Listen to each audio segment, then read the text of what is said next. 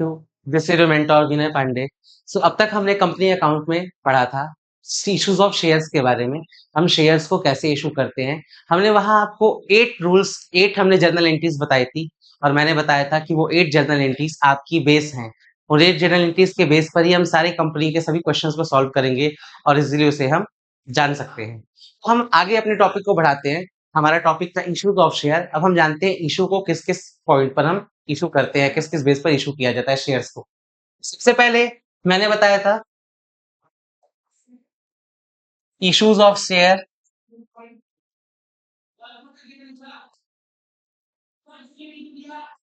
Eight par. Second हमारा होता है issues of share at premium. And third है issues of share at discount. इस 3 मीडियम से हमारे कंपनी क्या करती है, शेयर्स को इशू करती है पब्लिक को। इन तीनों के बारे में हम जानते हैं। सबसे पहले हम बात करते हैं issues of share at par. हमने आपको बताया था कोई शेयर 10 रुपए का है और उसे 10 रुपए में ही इशू कर दिया गया। 10 रुपीज का शेयर था, 10 रुपीज में इशू कर दिया गया, वो हमारा कहलाएगा issues of share at par. ठीक है। लेकिन कई बार क्या होता है, कंपनी की शेयर की डिमांड बहुत ज्यादा होती है। कंपनी के पास शेयर्स लिमिटेड है लेकिन डिमांड बहुत ज्यादा है। कंपनी अपनी गुडविल और रेपुटेशन को बचाने के लिए, गुडविल और रेपुटेशन के नाम पर 10 रुपए के शेयर्स को 12 रुपए में बेच रही है। पब्लिक को बोल रही है 10 रुपीज का शेयर है लेकिन हम आपसे 12 रुपए लेंगे। तो ये जो 10 रुपीज का ये जो +2 हुआ, वो हमारा कहलाएगा share at premium, issues of share at premium. ठीक है। इसमें क्या होता है, जैसे हमारा शेयर था मान लो 1 रुपए, 2 रुपए, 3 रुपए, 4 रुपए। 1 रुपीज था एप्लीकेशन का, 2 रुपीज था अलॉटमेंट का, 3 रुपीज था फर्स्ट कॉल, और ये था हमारा फाइनल कॉल। तो कंपनी हमसे जो 2 रुपीज एक्स्ट्रा प्रीमियम के चार्ज कर सकती है, वो हमसे कहीं भी ले सकती है। हो सकता है वो हमसे एप्लीकेशन मनी के साथ में +2 ले ले, हो सकता है वो हमसे एप्लीकेशन के साथ ना लेकर हमारे अलॉटमेंट के साथ ले ले, हो सकता है वो किसी कॉल्स के साथ साथ में ले ले। तो ये कंपनी हमसे 2 रुपीज जो चार्ज कर रही है, वो कहीं भी चार्ज कर सकती है। लेकिन अगर क्वेश्चन साइलेंट है कि ये 2 रुपीज प्रीमियम का कहाँ पर लेना है, कहाँ कंपनी हमसे चार्ज करेगी, तो वहां पर हमेशा हम ये 2 रुपीज जो प्रीमियम के हैं, वो हम ऐड करेंगे अलॉटमेंट के साथ। ठीक है। अब इसकी जर्नल एंट्रीज हम कराएंगे। नेक्स्ट हमारा होता है issues of share at discount. इसे पढ़ने से पहले, जानने से पहले छोटी सी टॉपिक जानते हैं कि कंपनी अधिनियम, कंपनी एक्ट हमारा था 1956, जिसमें शेयर्स को इन तीनों बेस पर इशू किया जाता था, at par, issues of shares at premium and issues of shares at discount. लेकिन कंपनी एक्ट 2013, जो अमेंडमेंट के बाद कंपनी एक्ट 2013 है, वहां से issues of share at discount को फुली कट कर दिया गया है। दैट मीन्स कि प्रैक्टिकल लाइफ में भी कंपनी डिस्काउंट पर शेयर्स को इशू नहीं करती है।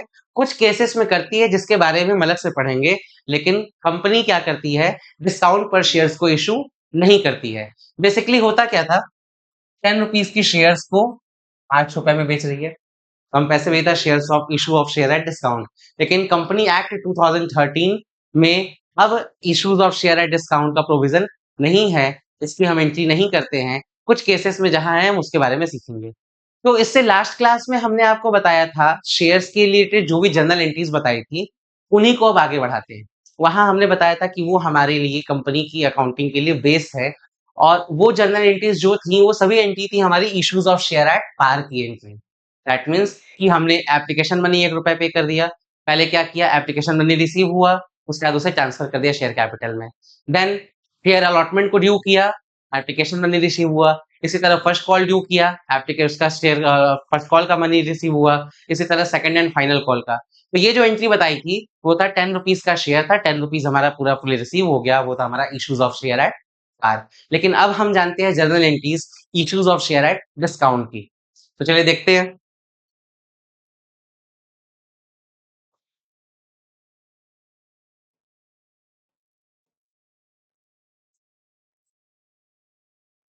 Issues of share at premiums.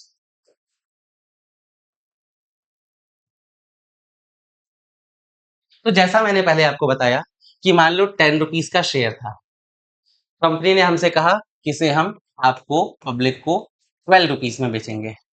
That means ये 2 रुपीज एक्स्ट्रा क्या है, प्रीमियम का। तो ये कंपनी हमसे किस तरह चार्ज लेगी, 1 rupees for application money, 2 rupees for allotment,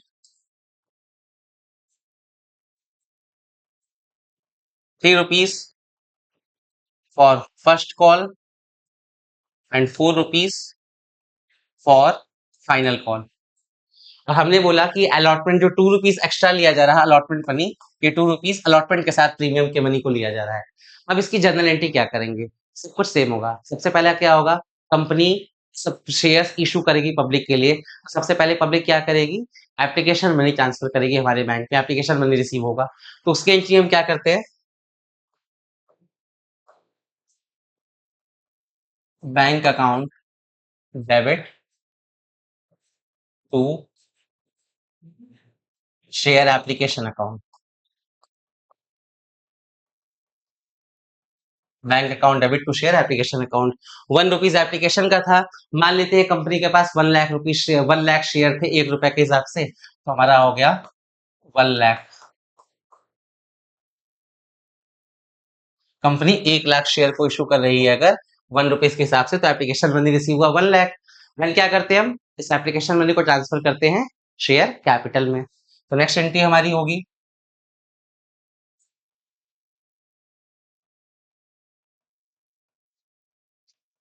share application account debit to share capital account.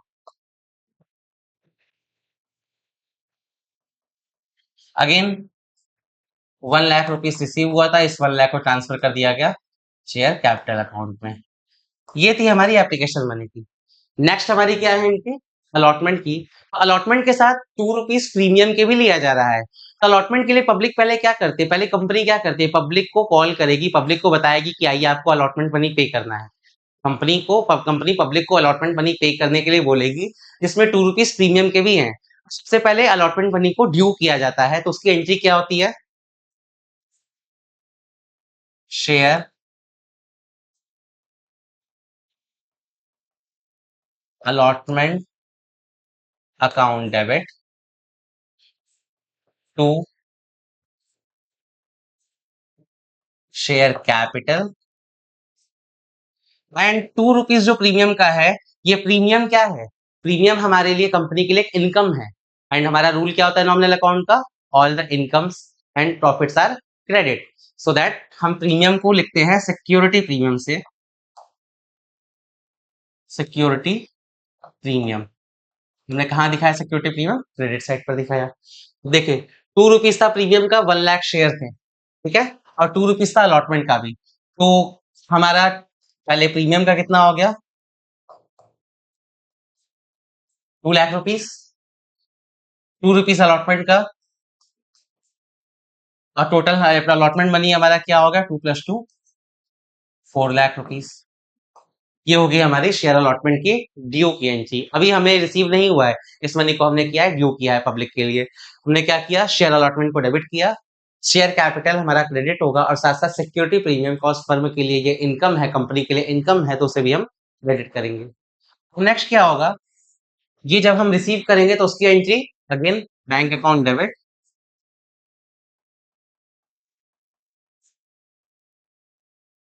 वो हमारा होगा कौन सा एंट्री है, शेयर अलॉटमेंट,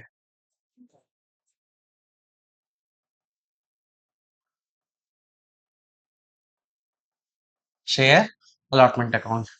अब ध्यान देना ये शेयर अलॉटमेंट जो है, ये वही होगा जो यहाँ 4 लाख रुपीज एंट्री किया गया शेयर अलॉटमेंट में, ये 4 लाख को ही हम यहाँ शो करेंगे। दैट मीन्स हमारा होगा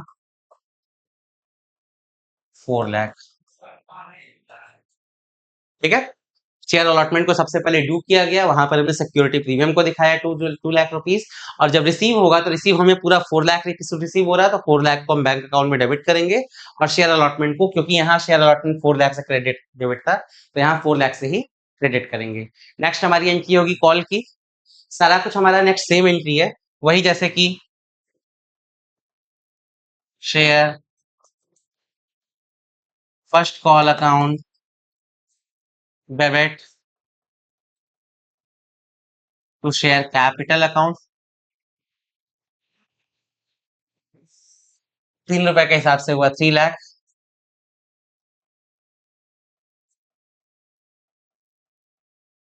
और इसे जब ट्रांसफर करेंगे, अब जब इसकी हमें ये हमने अभी ड्यू किया है, और जब मनी हमें रिसीव होगी तब एंट्री होगी bank account debit to share first call account, और ये पैसा रिसीव हो जाएगा हमें 3 लाख रुपीज से।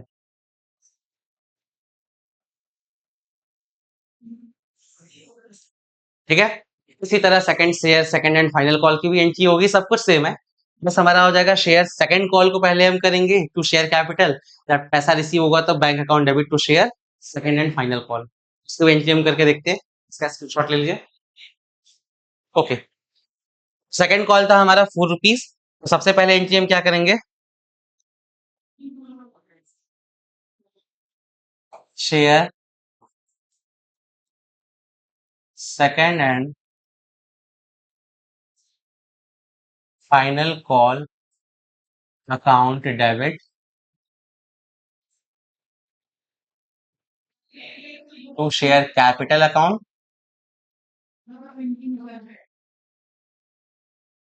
4 रुपीज के अकॉर्डिंग हो गया 1 लाख शेयर का 4 लाख,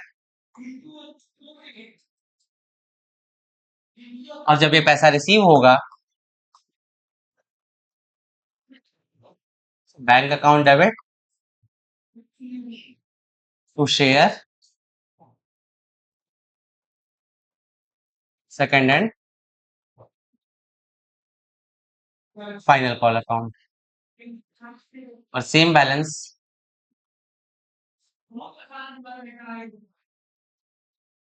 4 लाख रुपीज को हमने क्रेडिट कर दिया। सो इस तरह से हमारी होती है सिक्योरिटी प्रीमियम की एंट्री जब शेयर्स को इशू करते हैं प्रीमियम पर। ठीक है, आई होप ये आपका पॉइंट्स क्लियर है। नेक्स्ट मैंने जैसा आपको बताया कि शेयर इश्यूज एट डिस्काउंट, वो हमारे सिलेबस में भी नहीं है, वो कंपनी लॉ की तरफ से भी एक्सेप्टेबल नहीं है, कुछ केसेस में उसकी एंट्री की जाती है जो आगे हम बताएंगे, बट कंपनी एक्ट 2013 हमें उसकी परमिशन नहीं देता है, वहां पर अब कोई भी शेयर डिस्काउंट पर इशू नहीं किया जाएगा। क्लियर है। अब हम आते हैं इसके बाद जानते हैं शेयर्स को इश्यूज करने के लिए कुछ एक्सपेंसेस भी किए जाते हैं, तो वो क्या है उनके बारे में एंट्री देखते हैं।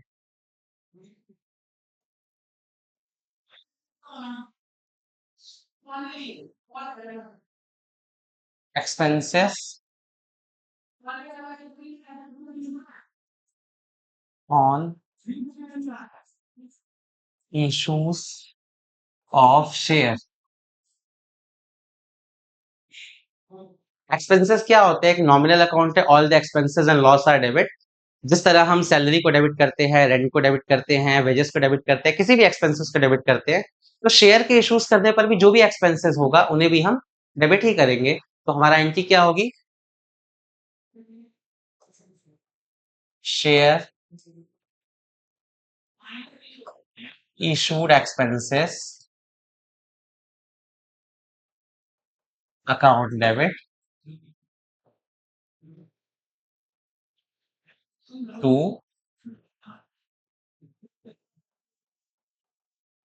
share capital account।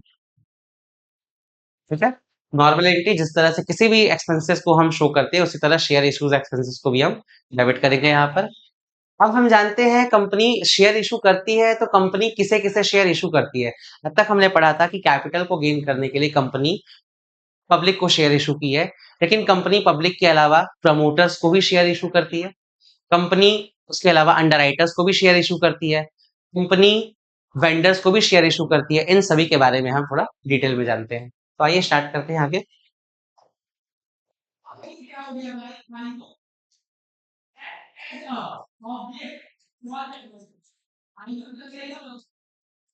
Issues of share, जैसे मैंने बताया कंपनी शेयर इशू कर रही है पब्लिक को,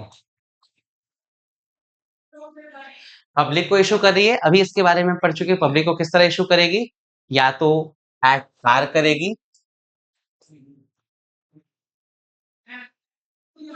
या एट प्रीमियम करेगी।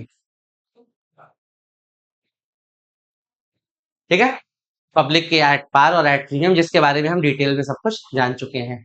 नेक्स्ट हमारा होता है, कंपनी अपने शेयर इशू किसे करती है, कंपनी शेयर इशू करती है प्रमोटर्स को। प्रमोटर्स कौन होते हैं, प्रमोटर हमारे वो होते हैं जो कंपनी को स्टार्ट किए हैं, जिन्होंने कंपनी को बनाया है। कंपनी को बनाने में उन्होंने कई तरह की एक्टिविटी किए हैं, कई तरह के खर्चे किए हैं, कई तरह के काम किए हैं, तो उन्हें भी उसके बदले कुछ दिया जाएगा। तो जो प्रमोटर्स को हम देते हैं उसे क्या बोलते हैं, उन्हें कहा जाता है incorporation cost.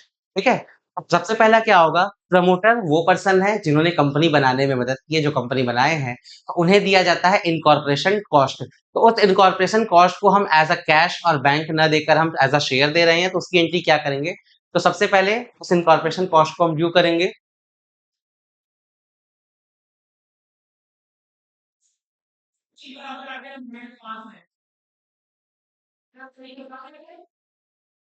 Incorporation cost account debit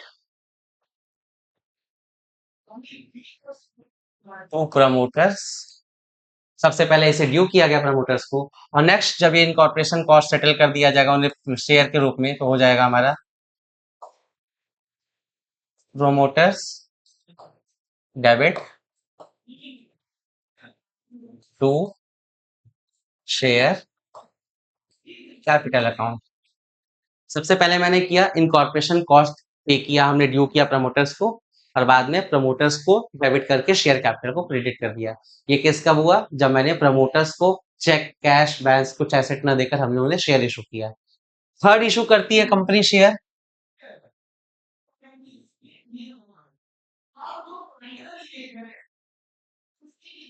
under writer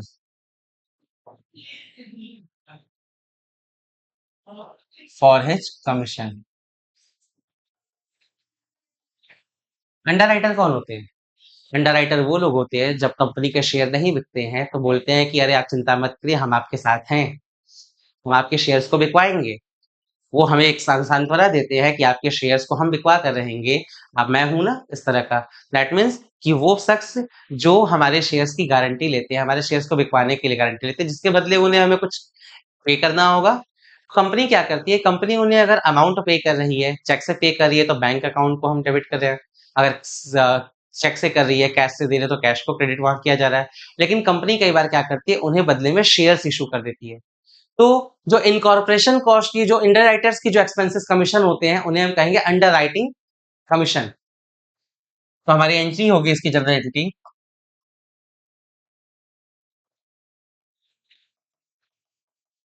under writing commission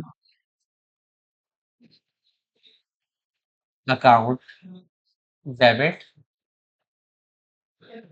to under writer.